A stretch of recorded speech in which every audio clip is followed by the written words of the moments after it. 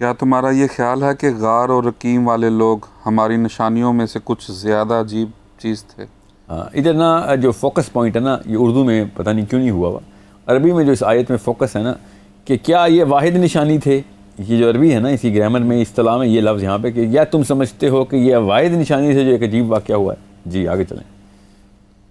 جب ان نوجوانوں نے غار میں پناہ لی اور اللہ تعالیٰ سے دعا کرتے ہوئے کہا تھا کہ اے ہمارے پروردگار، ہم پر خاص اپنے پاس سے رحمت نازل فرما اور ہماری صورتحال میں ہمارے لیے بھلائی کا راستہ مہیا فرما۔ یہ تو آیت ایسی ہے کہ دجال ظاہر ہونا ہے، آپ نے اس آیت کا ورد شروع کر دینا ہے، کیونکہ یہ بالکل وہی واقعہ ہے کہ بس تو اپنے پاس سے ہی رحمت، کیونکہ باقی کی جگہوں سے تو ہمیں اب کوئی امید نہیں۔ پوری دنیا ہمارے خلاف ہو چکی ہے، لیٹرلی پوری دنیا۔ دجال نے کہ گھر میں اپنی پینیٹریشن کر دینی، اب جو بچے گا وہ یہی کہے گا کہ نہ میری ریسورسز کوئی بچی ہیں، نہ کوئی جاننے والا بچا ہے، نہ کوئی گروہ بنا سکتے ہم الگ الگ کلسٹر میں بیٹھے ہوئے ہیں، اب تو اکیلا ہی ہے رب جو کہ ڈائریکٹ غیبی مدد ہی کرے گا۔ اب کوئی زمینی اور یہ والے قوانین نہیں ہمارے کام کسی آنے والے کہ ہم کوئی جو ریسورس اکٹھی کر سکیں، لوگوں کو اکٹھا کر سکیں اور پھر کوئی جتھا بنا کے کوئی کنونشنل طریقے سے کام نہیں ہونے والا بھی ہے۔ جو قوانین اللہ تعالیٰ نے پورے کر کے دکھائے ہوئے ہیں، لوگوں کو بھی اسی قوانین کے تابع کیا ہے۔ اب وہ ٹائم نہیں رہا کہ کنونشنلزم کے تھرو کام ہو سکے، ہمیں انتہائی لارجر دین لائف ان کنونشنل طریقے سے خود خاص اپنی طرف سے کرم کر دے کہ کوئی معجزہ ہو جائے ہمارے ساتھ۔ چنانچہ ہم نے ان کے کانوں کو تھپکی دے کر کئی سال تک ان کو غار میں سلائے رکھا۔ یہ دیکھیں نا، پھر اردو میں یہ والا مسئلہ ہے، حالانکہ کان کو تھپکی دے کے یہ پوری کی پوری امت اس آیت پر سے ایسے گزر جاتی ہے جیسے کہ ہم بچپن سے مائیں ہماری کانوں پہ تھپکی دے کے سلاتی تھیں، سلانے کے معنی میں ہمیں تو کمر پہ تھپکی دے کے سلایا جاتا تھا، کانوں پہ تھپکی دے کے کس کو سلایا جاتا ہے؟ اس بارے میں 1000 سال سے بحث کیوں نہیں کھلی ہوئی؟ میرا یہ سوال ہے، ہزاروں سال سے ہم 1400 سال سے ہم اس آیت کے اوپر بحث کر کے اور ترقی کیوں نہیں کر گئے؟ آپ سوچیں اس بارے میں، اس تفسیر میں بھی بحث نہیں ہونی، بس گزر گئے اوپر سے۔ کیوں؟ کیونکہ اس چیز کو نشانی کے طور پہ لے نہیں رہے ہم۔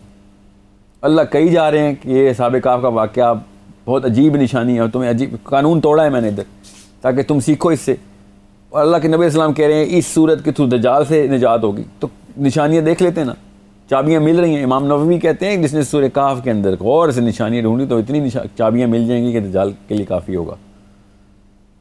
لوگوں نے ڈھونڈی ہیں تو ملی ہیں۔ اب ہمارا چونکہ ایمان ہے کہ نبی علیہ السلام نے ہمیں جب سورہ کہف بتائی ہے تو اس میں ہماری بچت کے لیے بتائی ہے، تو وہ کیا بچت ہے؟ یہ اس طرح کی نشانیوں سے ہمیں آپ کو غور و غوص کرنا پڑے گا۔ کیا ہے؟ کانوں پہ تھپکی دے کے کئی سال تک ان کو غار میں سلائے رکھا۔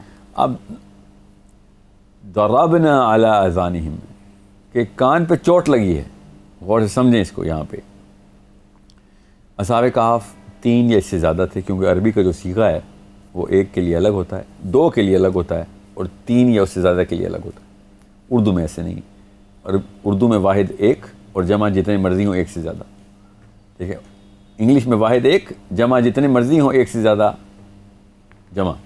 عربی میں ایسے نہیں، عربی میں واحد 1 2 الگ اور 2 سے زیادہ کو جمع کہتے ہیں، تو 3 تو یہ تھے ایٹ لیسٹ، کم از کم 3 تو تھے، ٹھیک ہے؟ یا اس سے زیادہ تھے، اب آف کورس اس سے زیادہ ہی تھے۔ اللہ تعالیٰ نے آیت بتائی ہے آگے سے۔ کچھ لوگ کہتے ہیں کہ یہ 4 تھے اور 5واں ان کا کتا تھا، کچھ لوگ کہتے ہیں 6 تھے اور 7واں ان کا کتا تھا۔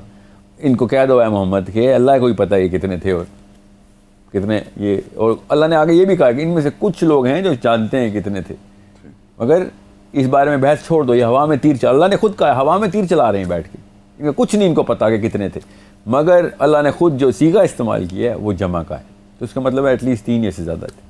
اب آپ کو میں یہ کیوں بتا رہا ہوں اس بارے میں،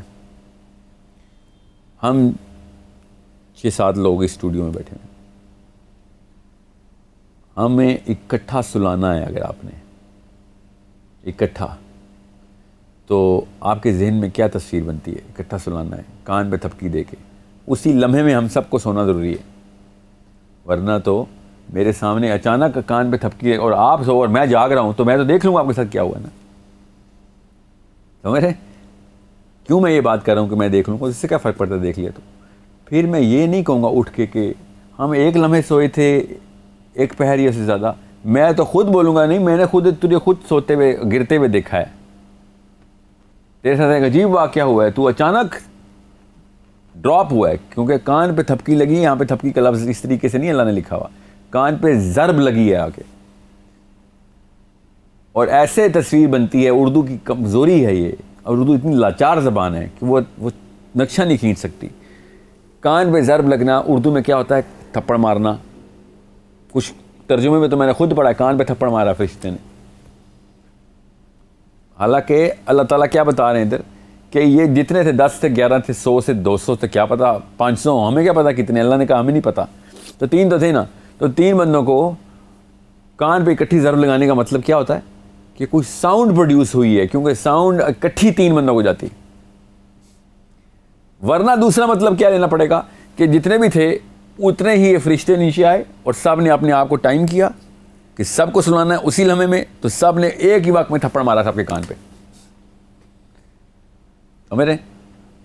یا پھر یہ آسان سا مطلب ہے جو اللہ کہہ رہے ہیں کہ ایک ایسی ساؤنڈ کان پہ چوٹ لگی ہے. کان پہ چوٹ کا مطلب ہوتا ہے ساؤنڈ پروڈیوس ہوئی ہے، اور وہ ایسی ساؤنڈ تھی کہ سب کے سب اچانک اسی لمحے سو گئے. اب وہ کان پہ پروڈیوس ہونے کا مطلب ہی ساؤنڈ ہے، ورنہ آنکھ میں ضرب لگتی تو کچھ روشنی کا معاملہ ہوتا. یہ کان میں ضرب لگی ہے تو کچھ ساؤنڈ کا معاملہ. یہ ہے ضروری چابی یہاں پہ جو دجال کے ٹائم پہ ہمارے کام آنی ہے، کہ ساؤنڈ کے ساتھ وہ کیا کرے گا، یا پھر ہم ساؤنڈ کے ساتھ کیا کر سکتے ہیں. ساؤنڈ کیا ٹیکنالوجی ہے جس کے تھرو ہم دجال سے بھاگ سکتے ہیں. جیسے یہ بچ کے بھاگیں، ابھی دیکھ بتاتے ہیں اللہ کیسے بچ کے بھاگیں، ابھی آتی ہے. سو sound is the key here. ضربنا على آذانهم، sound produced at such a certain frequency کہ جو ان سب کو ایک یک مشت کسی ایک خاص نیند کے اندر داخل کر جاتی ہے. پھر ہم نے ان کو جگایا تاکہ یہ دیکھیں کہ ان کے 2 گروہوں میں سے کون سا گروہ اپنے سوئے رہنے کی مدت کا زیادہ صحیح شمار کرتا ہے. یہ تو ابھی واقعہ بیچ میں جو کچھ ہوا وہ تو بعد میں اللہ تعالیٰ نے بتایا. یہاں پہ اللہ تعالیٰ نے ایک دم بتایا کہ جب یہ اٹھے تو خود اللہ تعالیٰ بتا رہے ہیں یہاں پہ کہ ان دونوں کا ڈائلاگ کروایا، دونوں گروپس کا. اس کا مطلب ہے کہ یہ 3 سے بھی زیادہ ہیں، 2 گروہ بنے. ٹھیک ہے، ورنہ تو 2 گروہ نہیں بنتے نا 3 کے گروہ ایک بنتا ہے، 2 بندے ایک طرف ایک بندہ ہے. تو یہ 3 سے تو زیادہ ہیں. تو ایک گروہ نے دوسرے گروہ سے بات کی. اللہ تعالیٰ ہمیں اس لیے بتا رہے ہیں کہ ہمیں پتہ چل سکے کہ کس طریقے سے ہم نے دیکھنا ہے اس واقعے کو، کیونکہ وہ نہیں پہچان سکے، دونوں گروہ کو نہیں سمجھ آئی کیا ہوا ہے. ہمیں اللہ تعالیٰ بتا رہے ہیں کیا ہوا، مگر یہ واقعے کے اندر ڈائلاگ، آپس کا ڈائلاگ ہمارے لیے اللہ تعالیٰ نے بتایا ہے. پڑھیں ابھی پتہ چلتا ہے آپ کو.